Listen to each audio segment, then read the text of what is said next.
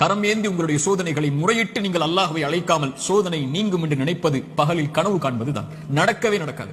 இறைவனை அழைத்தால் தான் சோதனைகள் நீங்கும். நபிமார்கள் அழைத்தார்கள். நபி யூனுஸ் அழைத்தார்கள் அல்லாஹ்வை, லா இலாஹ இல்லா அன்த சுப்ஹானக் இன்னி குன்து மினல் ஸாலிமீன்.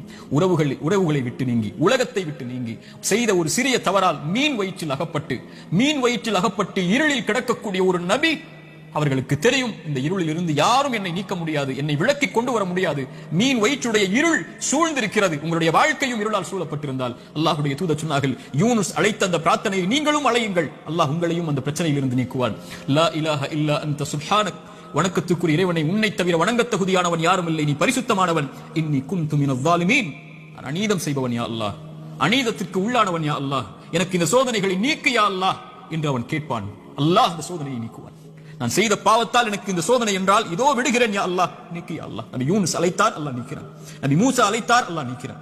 நபி இப்ராஹிம் அழைத்தார்கள், அல்லாஹ் நீக்கினான். நபி தாவூத் அழைத்தார்கள், அல்லாஹ் நீக்கினான். நபி நூஹ் அழைத்தார்கள், அல்லாஹ் நீக்கினான். நபி ஜக்கரியா அழைத்தார்கள், அல்லாஹ் நீக்கினான். நபி அய்யூப் அழைத்தார்கள், அல்லாஹ் நீக்கினான். முஹம்மது ரசூலுல்லாஹ் ஸல்லல்லாஹு அலைஹி வஸல்லம் அழைத்தார்கள், அல்லாஹ் நீக்கினான்.